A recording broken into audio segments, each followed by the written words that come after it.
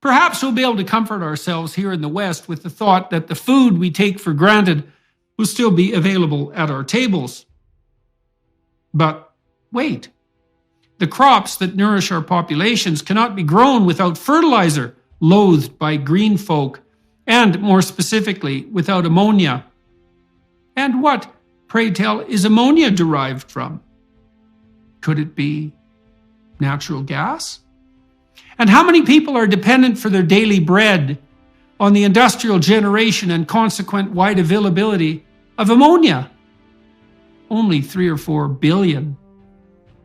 What happens to the continuous production plants responsible for making ammonia if the natural gas supplies are halted, even momentarily? They destroy themselves, as they were not designed for such an unlikely event, and they cannot be restarted.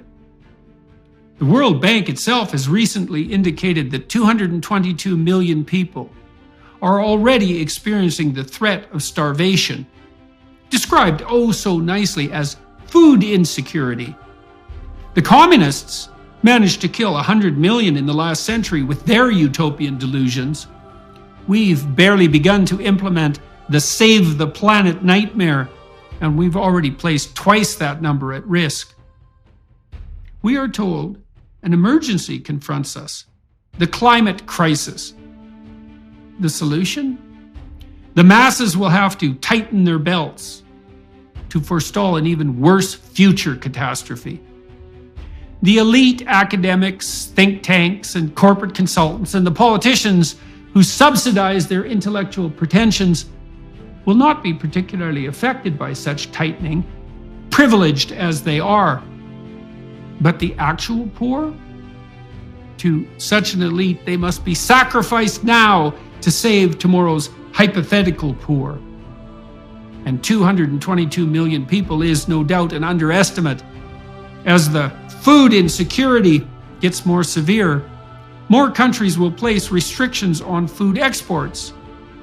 That will harm the international supply lines we all depend on.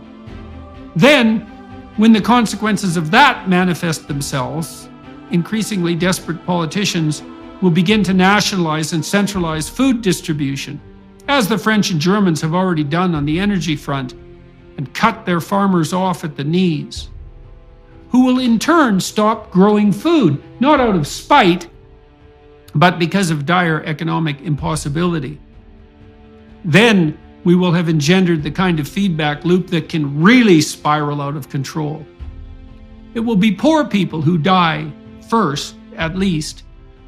But as we have all been taught by the malevolent eco-moralizers, the planet has too many people on it anyway.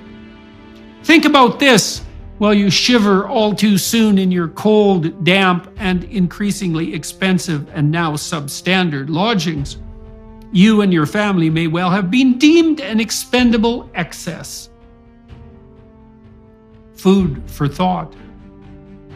This is simply not acceptable. If you dare to claim the moral high ground while serving the cause of starvation, then, by my reckoning, you've placed yourself firmly in the enemy camp, and you richly deserve whatever is coming your way. In the psychological and educational arenas, too, we demoralize young people, feeding them a constant diet of concretized apocalypse, focusing particularly on tempering or even obliviating the laudable ambition of boys, hectoring them into believing that their virtue is nothing but the force that oppresses the innocent and despoils the virginal planet. And if that doesn't work, and it does, then there's always the castration awaiting the gender dysphoric. And you oppose such initiatives at substantial personal risk. But we can reassure ourselves with the fact that a beneficent government is going to set up warm spots in public libraries and museums this winter so that freezing, starving old people can huddle together to keep warm while their grandchildren cough up their lungs in their frigid, damp, and moldy flats. In such circumstances, in the face of such mandatory privations and manipulations, it's obvious that the last thing our tyrannical, idiot, panicked, virtue-signaling governments should be doing is directing their demented attention toward regulating what people serve at their tables.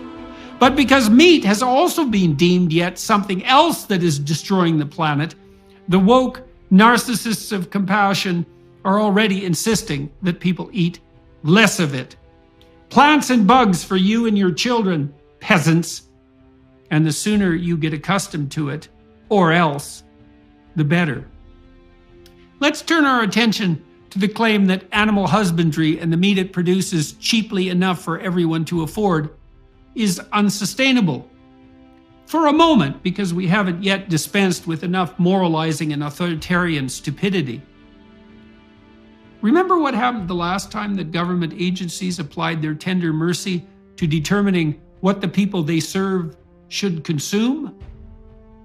We were offered the much vaunted food pyramid, telling us to eat 6 to 11 servings of grains and carbohydrates a day, with protein and fat at the pinnacle, something to be indulged in with comparative rarity, if indeed necessary at all. That all turned out to be wrong, and not just a little wrong, but so wrong that it might as well have been not just wrong, but a veritable anti-truth, something as wrong as it could possibly get.